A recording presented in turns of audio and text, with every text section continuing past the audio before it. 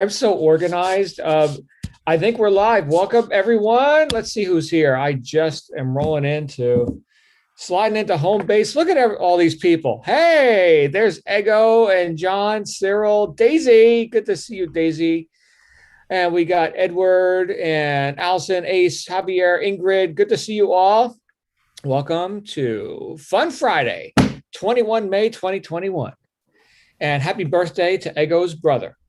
Congratulations to you. Another trip around the sun. Here we go. And happy birthday to all of our friends who are celebrating this week. I know we've got a few new members here as well. I want to welcome some of our brand new members. You know who you are. I won't go through the roster, but Fridays are special. In fact, today we're going to have an extra special Friday because I've got something that was just coming up for me while I was, can you guess when I got this idea?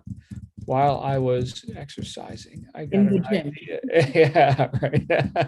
Well, I'm traveling right now, so I'm not in the gym per se. But Ego, thank you for see. There's consistency. Ego knows where to find me, doing some sort of calisthenics or exercise or something to start my day.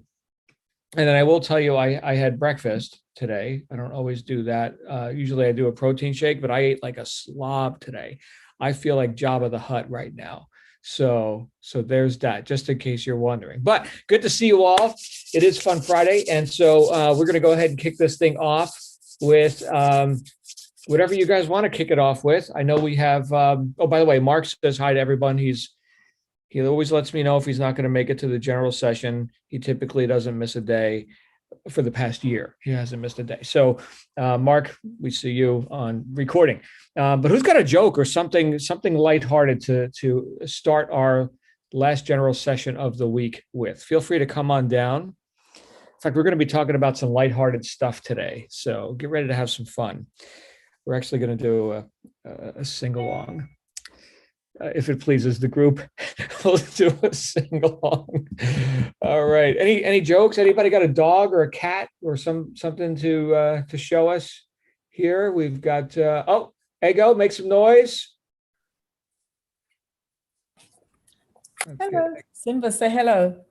Hello. Hey, Simba. Oh, you got little kisses too. Little Simba kisses. Yeah. Look at girls. Yes. There's Chase. Hey, Chase. Let's get Chase on here real quick. Hold on. Let's. I don't know if everyone can see Chase now. Can you see Chase? Gail, make some noise, please. Hello. Hi. Can you see him? I see him. See him now. Ooh. Yeah, he's having a little reaction there too. He's like, "Oh, hey, what you doing, Chase?" Huh? Yeah. There goes the tail. Thank you, Gail. Beautiful dogs. Oh, who's this? Virginia. This is the cat that nobody can pronounce his name because it was made up from some kind of potential Japanese anime character. His name is Kosuke. Kosuke? With the short tail. Oh. The mix. He's very lovable, but he's also neurotic. Oh.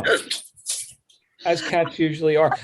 So does Kosuke have a bobtail, or is that just part of the breed, like a bobcat?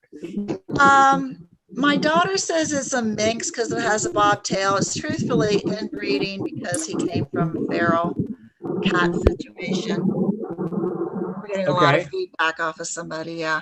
So I think his sister also has a bobtail, but then his brother one litter earlier doesn't. We rescued them. They were all like deposited at different times on our back porch. So we have, he's 2009. How old does that make him? Whatever that math is. Yeah. So 12 years old. Yeah. Yeah. Yeah. We have 5 older cats. Anyway, so that's it. And Ego, I love your Maltese. It's just like, that's, you know, if I had dogs again, I would have a Maltese or a Havanese, but that'll be someday. There you go. Well, that's a fluffy looking dog. Shannon and I have, all of our dogs have been rescue dogs of great variety. I think many of you have met Butch, our little Chihuahua something, and we've got Jag now. I think a lot of you have met Jag on videos and what have you. We're thinking some sort of a pointer, maybe. I don't know. If there's any pure breed that I'm partial to, it is the greyhound. I think greyhounds are just the most awesome dogs. Beautiful to look at, fragile, kind of like a Lamborghini. Goes really fast. Just don't touch it, right? Just look at it. Right? Fragile. Hey, Cyril, come on out, my friend. Hi, I've got a joke for you. Oh my goodness! And you got a camera. Wow. Yeah, well, yes. Hang on. Did you hear about the new restaurant called Karma? I know I haven't. There's no menu, but you get what you deserve. That's great. You get what you deserve. Thank you. Very good. Cyril, good joke. You get what you deserve. Good times. All right. Anybody else before we get into what's rattling around in my brain right now, for what it's worth, which hopefully is something. Okay, very good. So you're all about to get what you deserve too. So here is what is coming up for me today. I want you to think back to your childhood. And we've got people of various age groups here. Personally, I'm a couple days away from being 51. So just to give you, a timeline, 1970 is the year I was born. And so having grown up in the 70s or failing to grow up, either way you look at it. So 70s and 80s, there was a culture that existed then, just like there's a culture that exists now. In fact, there's multiple cultures. But the culture that I grew up in was one that, even more so than it does today, celebrated media. Television, for example, was a big deal. We had 13, I remember the clicker, right? Well, there was the actual clicker, but then there was the dial where you could change the channels. There was 13 channels. And as a youth, I would spend time on channel 13, which I could see Sesame Street. And not on demand, by the way, for any of our younger members here. It wasn't like, you just click on whatever you want to watch and then you watch it. No, there was 13 channels. Not all of them had reception, right? But there were 13 spots that you could find on the dial. And I would see my Sesame Street. Anybody remember that? And Mr. Rogers' Neighborhood. Anybody getting a visual of this, right? I'm going to sing a song, and I'm going to ask anyone who wants to sing along. We're just going to do the first couple of bars, okay? And if you know this song, feel free to sing along. And if you're embarrassed to do so, then just watch me embarrass myself. Okay, but I want to start. I'm not even going to tell you what the song is. I'm just going to start singing. And so if you want to sing along, be my guest. And if you want to unmute your microphone, definitely be my guest. Here's the story of a lovely lady. Yes, I'm seeing the nods. I'm seeing the smiles. Who was bringing up 3 very lovely girls. All of them had hair of, Edward, hair of what? Like their mother. Uh-huh. Hair of gold, like their Hair mother. of gold, like their mother. The youngest one in curls. Curls. There you go. All right. Reset. Just sit right back and you hear a tale of it. Yeah, anybody? Go ahead. Gilligan's Island, Tale of a Fateful Trip. That started from this tropic port aboard a tiny ship. Yeah. Oh, why do we remember this stuff? Think about that. So what did we just do? We just went back in time. When was the last time anyone here saw the Brady Bunch? Was it longer ago than Virginia's Cat, 2009, right? By the way, that's the same age as my Harley Davidson. I got it in 2009. So a special year for me. How about Gilligan's Island? When was the last time anybody saw that? Long time ago, decades for me.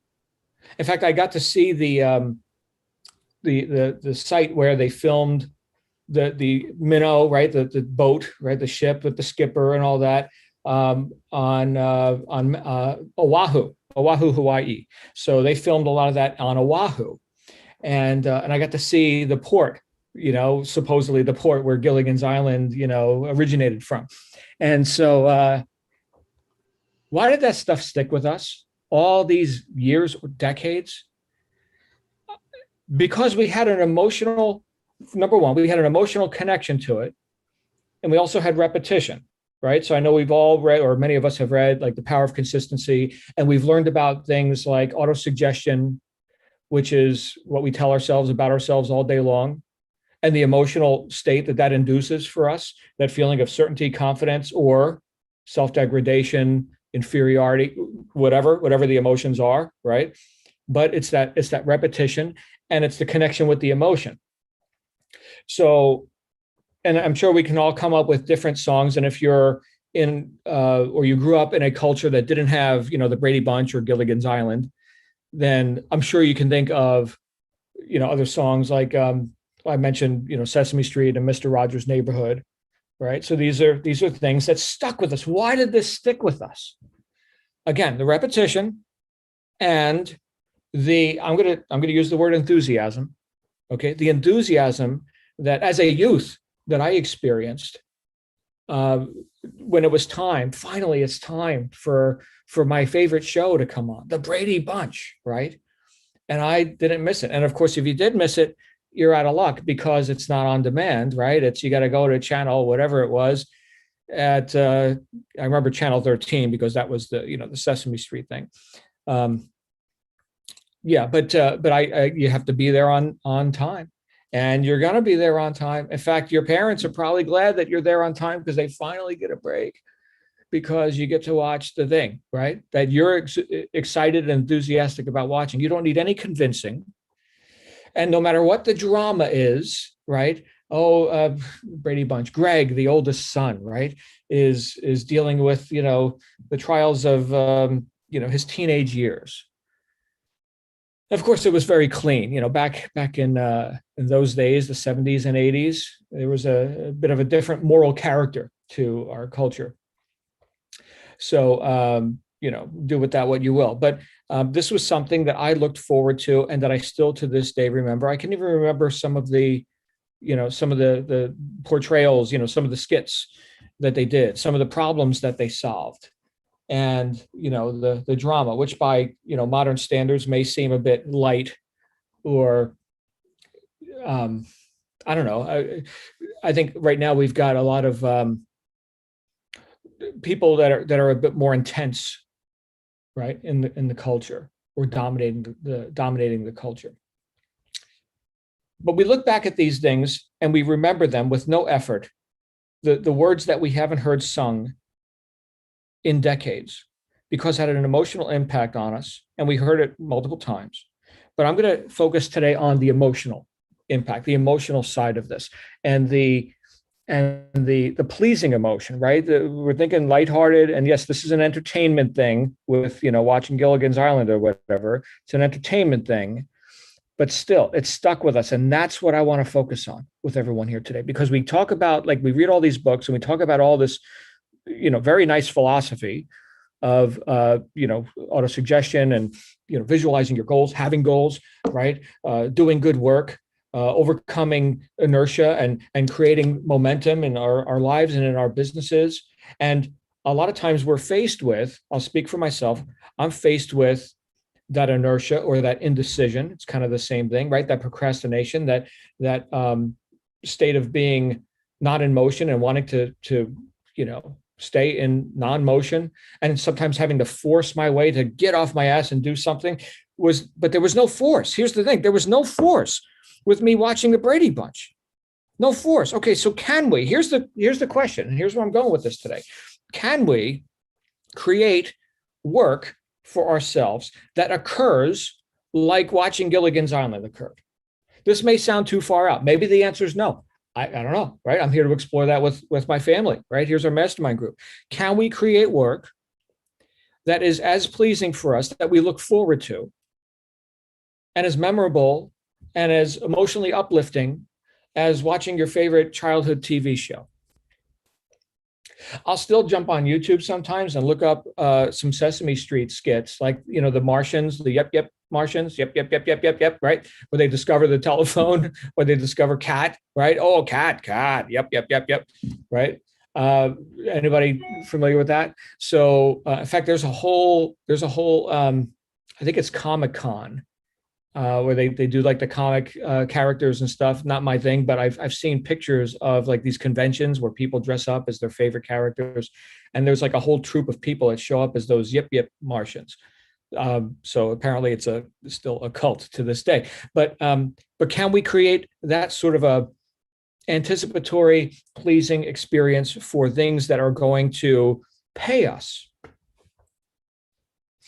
I'll give you a situation that is very fresh in my mind, because it's just happening just this past week. I mentioned to some of you that Shannon and I recently sought counsel and professional assistance with our like social media outreach and that whole presence, right? Engaging in various media platforms, which we have been, I don't want to say reticent to engage in, but too busy to engage in, or not quite trained up on it.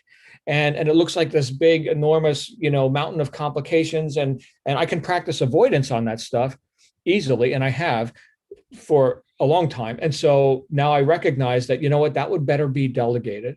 That would be better to delegate. And so we hired a professional for thousands of dollars a month, right? So it's not, you can go and do like little things on Fiverr and what have you, little outsourcing, stints and whatever. But no, we're going to hit this hardcore. So we're ramping all that up, right? And I'm thinking, all right, so what is my role now? Or what can my role be? Think about, we're creating work that's fun to do. What can my role be in that promotion, in that outreach, in that effort? Be the talent. Okay, be the talent. Is this something that I like to do? Look, I look forward to these sessions, right? I know everyone here who's not me, who's not running their mouth right now, is here, voluntarily.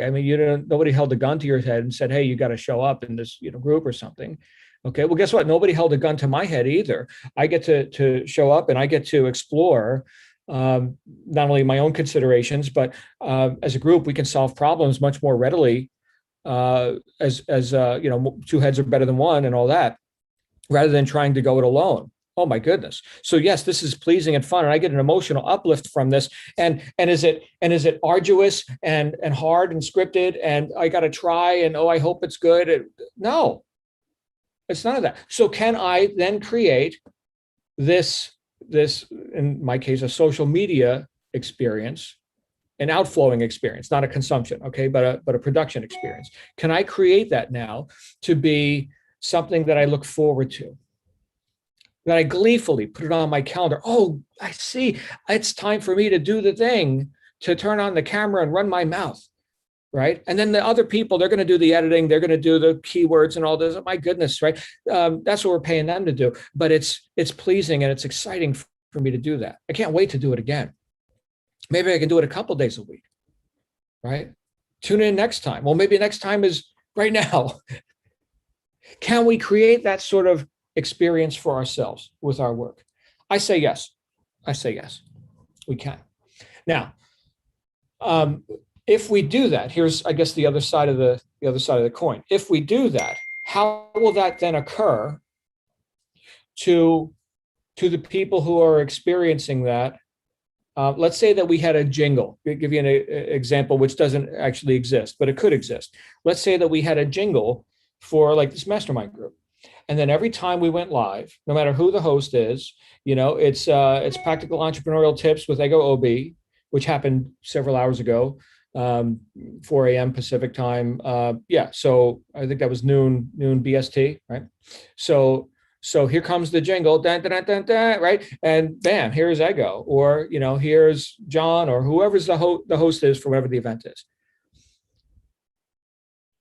People who show up to that would hear the jingle and they would know what to expect. It's going to be fun. It's going to be something that's not a forced or arduous thing on the part of the person creating that product, right? Ego comes out and she does her thing, and people are, their lives are enhanced and they're enlightened and they know how to do stuff they didn't know how to do before. Wow, thank you, Ego. That was tremendous. I can't wait for next week. And then next week, here's the jingle, and they know what to expect. And it's a pleasing thing.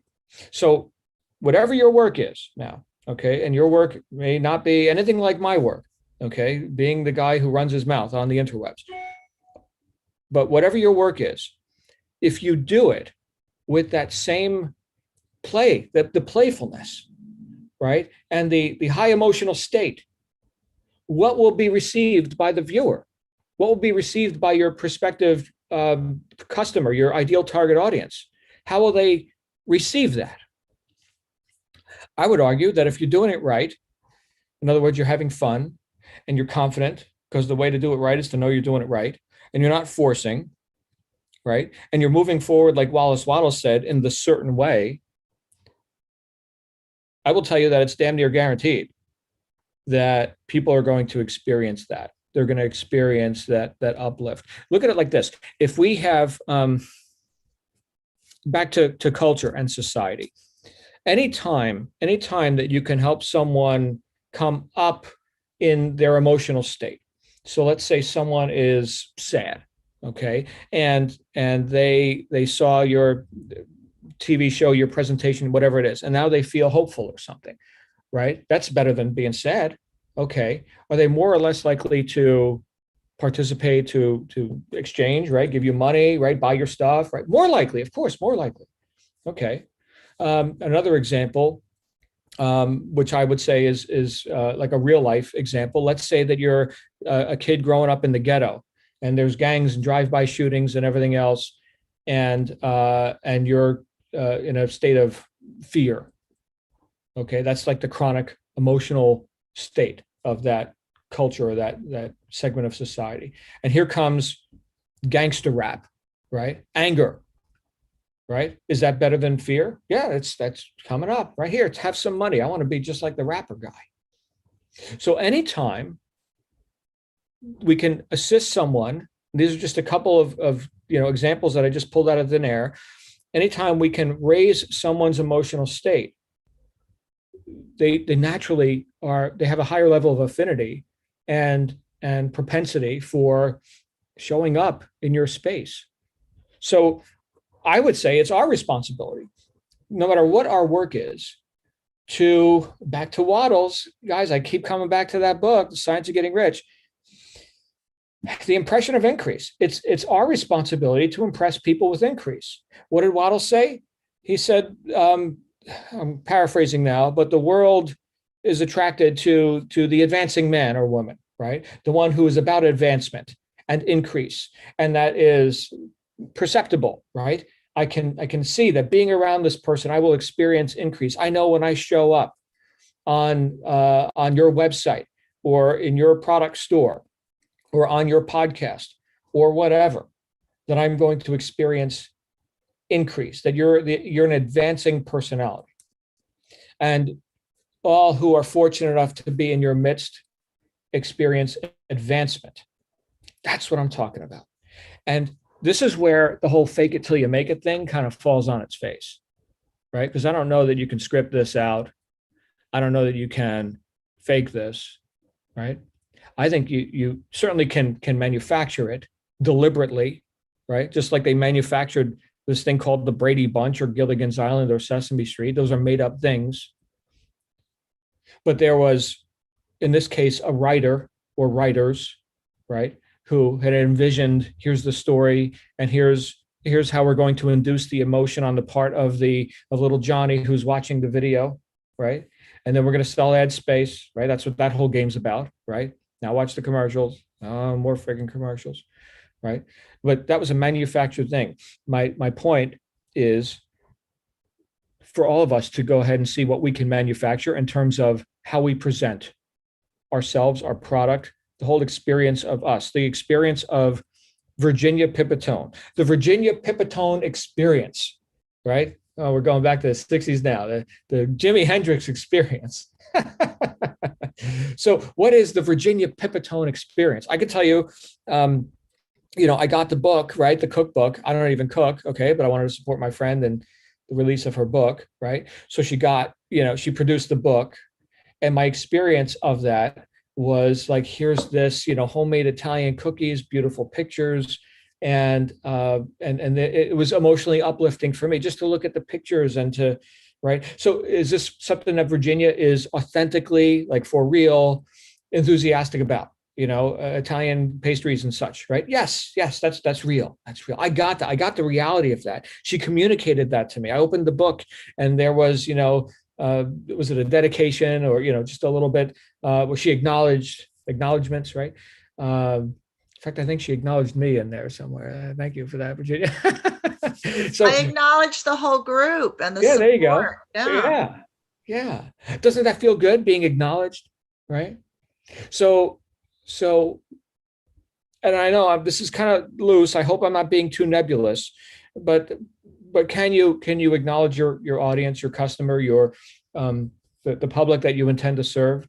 Can you uplift them emotionally? I don't want to beat this to death, okay? But hopefully, with the example of the songs that we haven't heard but we still know because of how it made us feel, and we heard them often enough to remember the words. That's great, okay? But how did it make us feel, right? And can we put our businesses into such a state where, with the same gleeful anticipation, we get to do our work?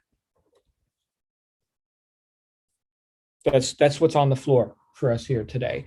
How can you gleefully and with great anticipation do that which is going to make you a pile of friggin' money unapologetically? Cyril, come on out, my friend. And Cyril's a dancer, right? So, I mean, if you can't have fun doing that, well, now what, right? Come on out, Cyril.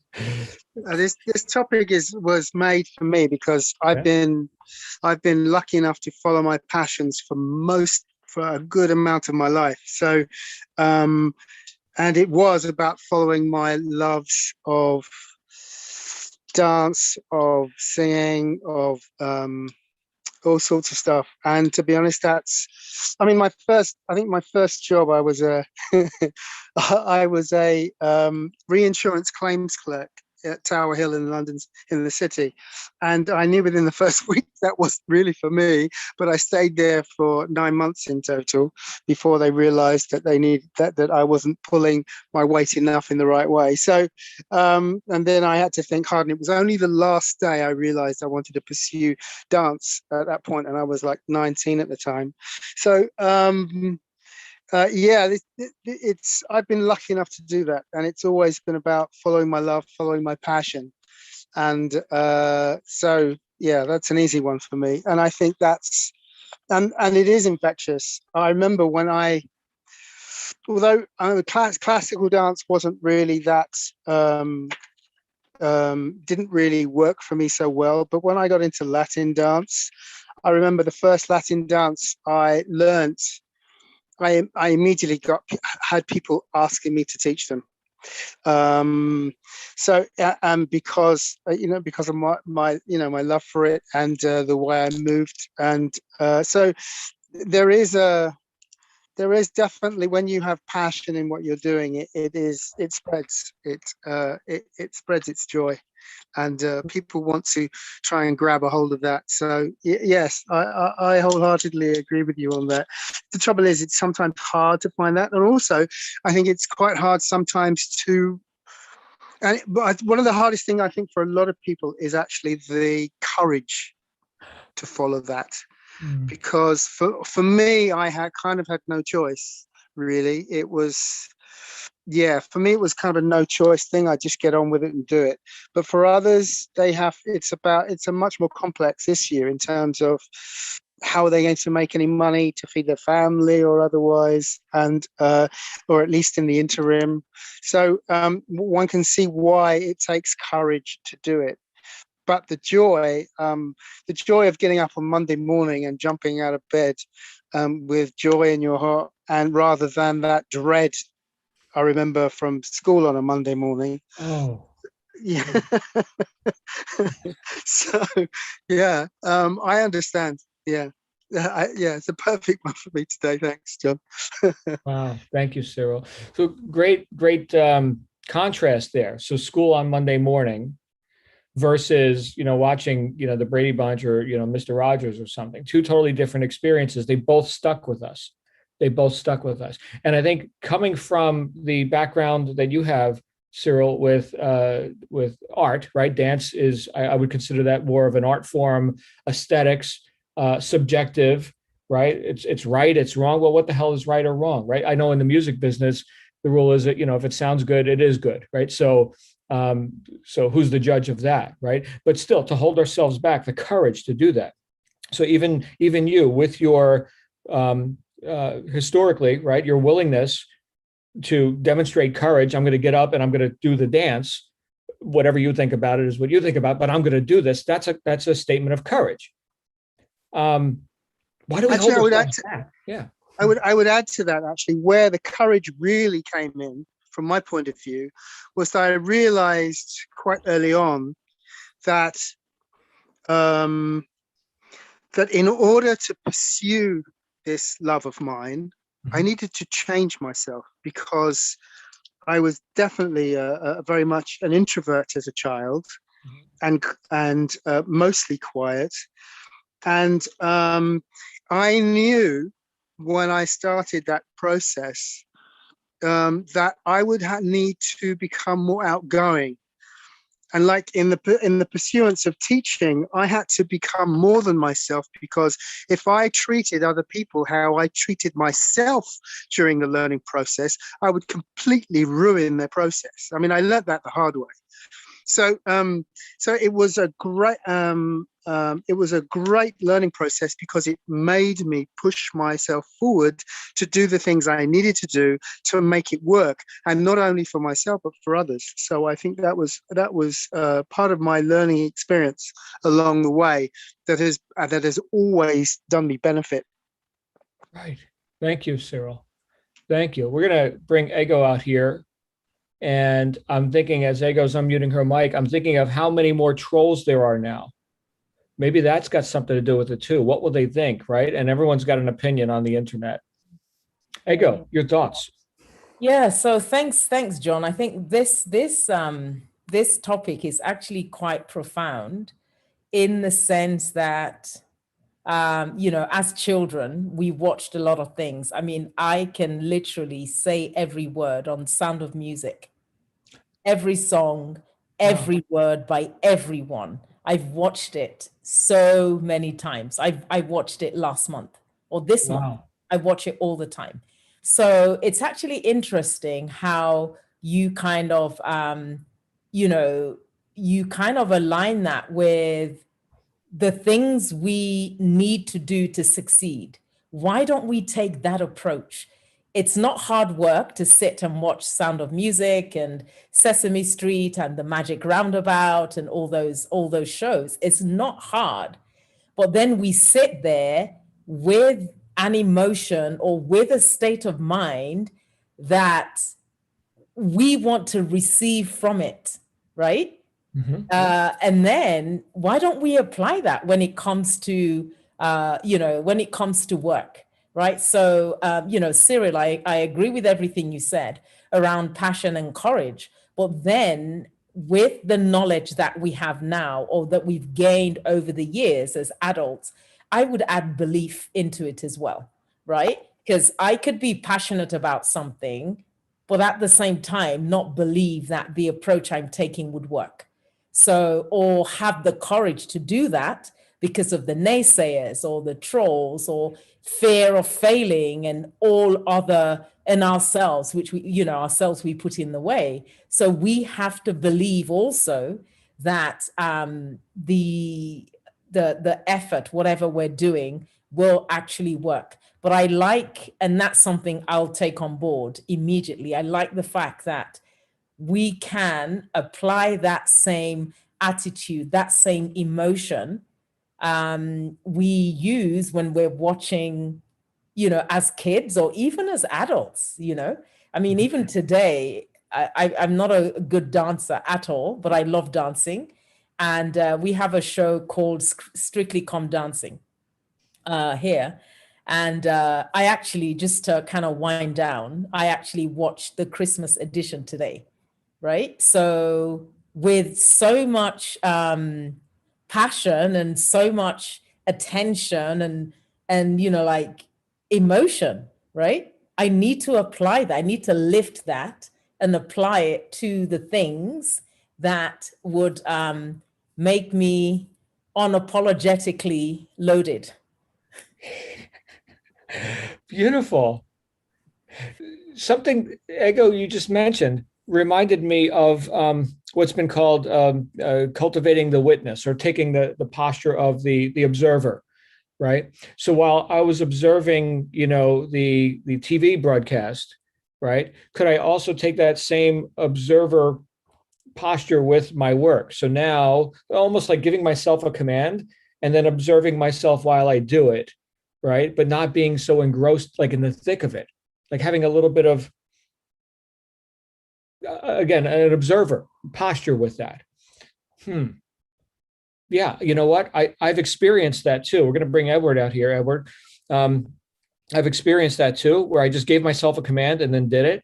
And rather than sit there and, with all these, considerations and evaluations and thoughts, right? Just freaking do it. Right. Oh, great. Now you did it. Okay, great. Edward, what do you think, sir? Where's Edward? He's muted still. Well, Here he is.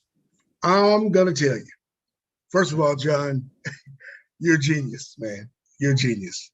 Because, Thank you. Thanks for noticing. No doubt, bringing all this back to you to put you back in remembrance of who you really are. Mm-hmm. Because, I grew up with all those different sitcoms or whatever you want to call it, and dramas, like the Mod Squad and, Judge for the Defense and all that kind of stuff. I remember all those theme songs. You don't even get theme songs anymore. Now it's just credits and they go into it, But just like you said, the opening of the episode, you would see this theme and this introduction and all that sort of thing. But what I paired it to more than anything else, I have an athletic background, okay? And I was thinking about, all the championships we won and all the state, runs we made, and, baseball, football, basketball, all that stuff. And I was just thinking about some incantations, sports incantations that would bring me back to where the championship feeling that I used to have would transmute into my work. And these are just some real silly little incantations we used to do, but they bring back such memories and such euphoria of who, we experienced being at that time. And like, here's one that says, and it has no connotation for you guys, but it says, go back to the woods. Your team ain't got no spirit and your coach ain't no good, that kind of stuff, because, you put yourself in the gym back in the day at the pep rally, about you going out to whoop on these guys behind, and like, songs that you remember, like Carry On Wayward Son, my favorite. And it just brings me back to a tremendous concert, Dust in the Wind, where this huge fireball just erupted behind the stage and everybody was like, it was fantastic. Or even the planning of a Steely Dan concert, trying to get there, because it was years and years before they started, even performing. And then when they finally got together and you got out there and you got a chance to see them, it was life-changing. You bought everything you could buy. You could, that experience, you held on to it as much as you could. So what you're saying, I can identify with 100%. And, I think it's a breakthrough for all of us, because if we can just go back to that, as I call it, the Friday night feeling, of after we beat Sansom, everybody, all that kind of stuff.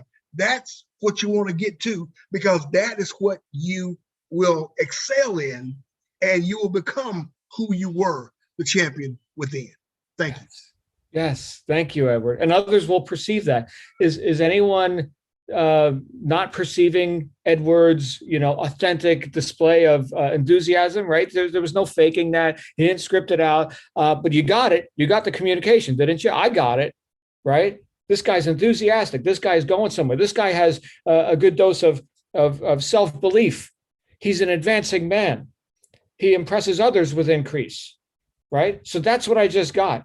And I'm not, I was never into the sports thing. I just, that wasn't my thing, right? But the spirit of it, like what you just communicated to me, right? And not that every single business is going to be a party, right? Let's say you're in the medical space or something, right? That's not always a party. But to be able to lift people up, right? And if it's, from fear to hope or something, that counts. That counts, right? So thank you, Edward. Beautifully said. Awesome.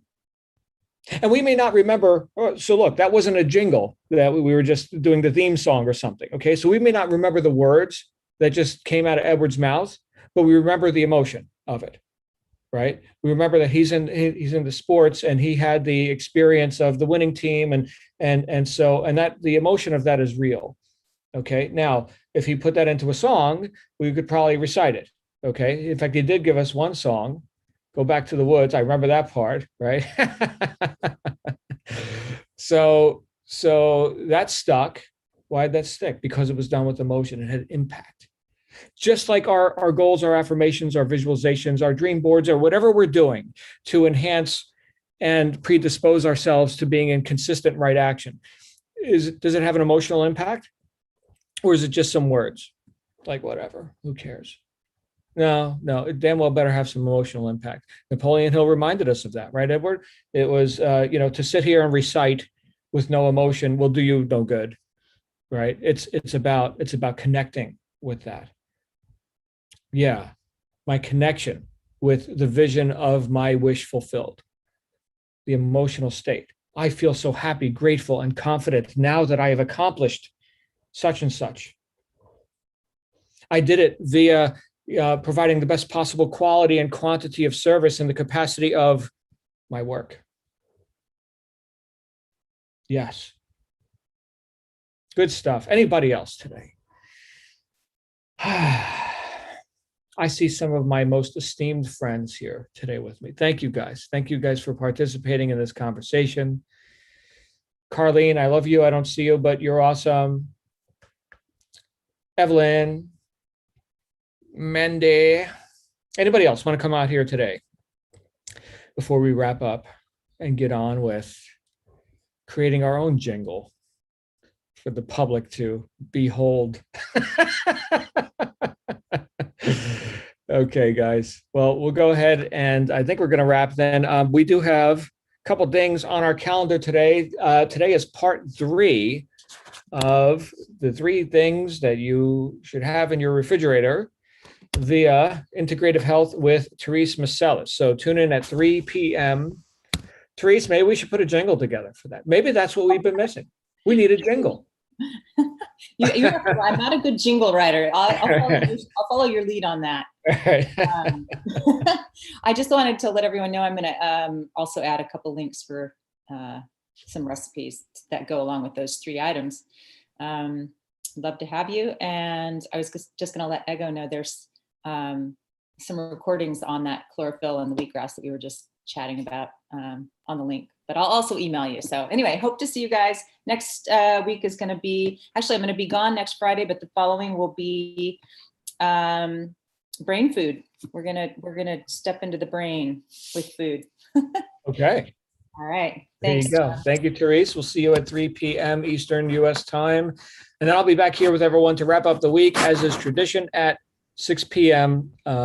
For Be Heard. So if you got something to say, I am all ears. I'll see you guys back here at 6 p.m. Eastern. Thanks for being here with us. And let's go get it. We'll see. Oh, Ego, did you have something to offer? Ego? I was just saying bye.